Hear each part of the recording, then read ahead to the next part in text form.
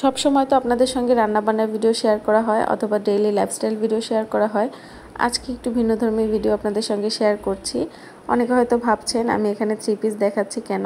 আসলে আমার ছোট্ট একটা বিজনেস আছে, আর আমার সেই পেজে আপনারা 3 পিস 2 পিস কুর্তি কালেকশান আরও অনেক কিছু পেয়ে যাবেন, যেমন জুয়েলারি আইটেম ইন্ডিয়ান বা পাকিস্তানি, একবারে অরিজিনালটা।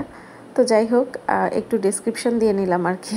তো আপনাদের সঙ্গে যেটা শেয়ার করার জন্য আসছি, এই যে দেখছেন আমি কিন্তু প্রোডাক্টের কোনো ভিডিও শুটিং করছি না, আমি পার্সেল রেডি করছি। আমার অর্ডার ছিল রাত বাজে 2টা, আর রাত 2টার সময় আমি এখন পার্সেল প্যাকিংয়ে এসেছি।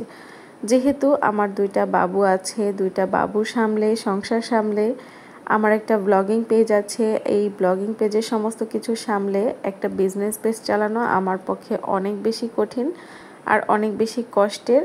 তারপরও আমি সামহাও ম্যানেজ করতেছি।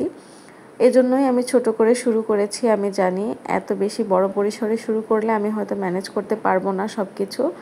এজন্য ছোট্ট করে শুরু করা। আমার স্বপ্ন আছে এটা আস্তে আস্তে অনেক বড় হবে। যাই হোক, এই যে দেখছেন এটা কিন্তু একটা জামদানি 3 পিস, আর এই জামদানি 3 পিসগুলো এত বেশি সুন্দর, এত বেশি এলিগেন্ট। আমরা যারা বাঙালি আছি তারা জামদানির প্রতি যে কী পরিমাণে ফ্যাসিনেশন রাখি এটা আমরা ভালো মতো জানি। বেশিরভাগ আমরা জামদানি শাড়ি তো পছন্দ করি, 3 পিসও বেশিরভাগ মেয়েরাই পছন্দ করে।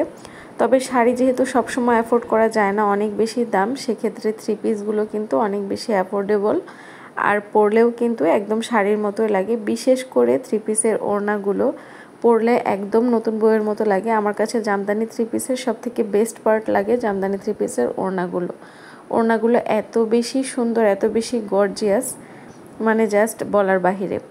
আর এই 3 পিসগুলো কিন্তু সব জায়গায় পরে যাওয়া যায়, পার্টি ওয়্যার বলেন, যে কোনো অনুষ্ঠানে বলেন, সব জায়গাতেই পরে যাওয়া যাবে।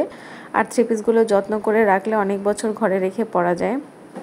যাই হোক, এবার এই 3 পিসটা দেখাচ্ছি। এটা হচ্ছে তাসুর সিল্ক ফেব্রিকের একটা 3 পিস। এই 3 পিসটার প্রচুর ডিমান্ড ছিল আমার পেজে। আলহামদুলিল্লাহ এটা লাস্ট পিস আজকে সেল হয়ে গেল। আর লাস্ট পিসটাই আমি ভালো মতো চেক করে তারপর প্যাকিং করছি। আমি কিন্তু সব সময় পার্সেল রেডি করার সময় প্রোডাক্টটা ভালো মতো চেক করে দিই। এই ধরনের পার্সেল প্যাকিংয়ের কাজ আমি সব সময় অফলাইনেই করে থাকি, কারণ কখনোই ক্যামেরা ধরে করার সময় হয় না। যেহেতু আমি শুরুতেই বলেছি আমার 2টা বাচ্চা আছে, একটার বয়স 4+ এবং আরেকটা 1 বছর প্লাস।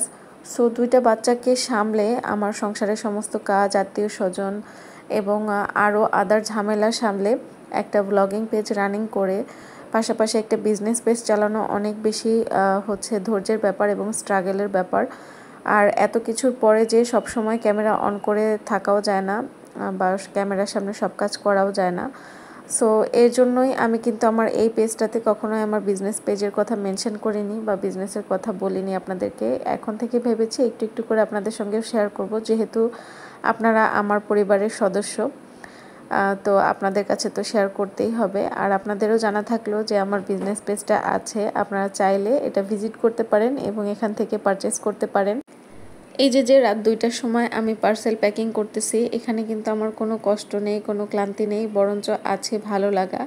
এটা ভেবেই ভালো লাগে যে হ্যাঁ, আমার পেজে অর্ডার আসছে, আস্তে আস্তে আমার কাস্টমার বাড়ছে, আমার পরিচিতি বাড়ছে, আমার নিজের একটা জায়গা তৈরি হচ্ছে। এটা ভেবেই আমার ভালো লাগে। এগুলো কষ্ট কোনো কিছুই মনে হয় না। ওই যে বললাম 2টা বাচ্চা সামলে তারপর আমাকে সব কিছু ম্যানেজ করতে হয়। বাচ্চাদেরকে ঘুম পাড়িয়ে তারপর আমি এভাবে নিরিবিলি পার্সেল প্যাকিংয়ে বসি, যেহেতু এটা একটা ঝামেলার কাজ এবং কোনোভাবেই কোনো ভুল হওয়া যাবে না। এজন্য আমি একটু নিরিবিলি এই কাজগুলো করতে পছন্দ করি। আর আমার এই বিজনেস পেজটা নিয়ে আমার অনেক স্বপ্ন আছে। এটা আমার অনেক শখের একটা জিনিস।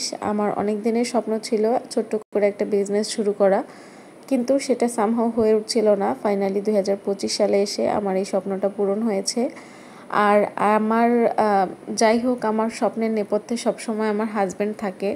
সে সব সময় সব কাজেই আমাকে এনকারেজ করে।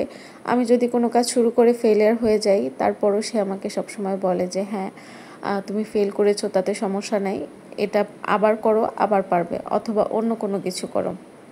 কখনোই আমাকে ডিসকারেজ করে না বা কখনোই আমাকে বলে না যে তুমি এই কাজটা করতে পারবে না। সব সময় এনকারেজ করে আর যতদূর সম্ভব আমার পাশে থাকে। এই মানুষটা না থাকলে আসলে কোনো কিছুই সম্ভব হতো না। সেই সঙ্গে আমার শ্বশুরবাড়ির মানুষজনও অনেক বেশি সাপোর্টিভ, বিশেষ করে আমার শাশুড়ি। আর বাবার বাড়ির লোকজন তো আছেই অবশ্য। আপনারা সবাই আমার জন্য দোয়া করবেন যেন আমি আমার স্বপ্নগুলো আস্তে আস্তে করে পূরণ করতে পারি।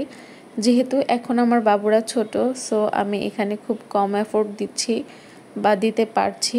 আমার বাবুরা যখন একটু বড় হয়ে যাবে, ওদের পিছনে আমার যখন একটু কম সময় দিতে হবে, তখন আমি আমার বিজনেসটাতে আরও বেশি ফোকাস করতে পারবো, আরও বেশি এফোর্ট দিয়ে কাজ করতে পারবো।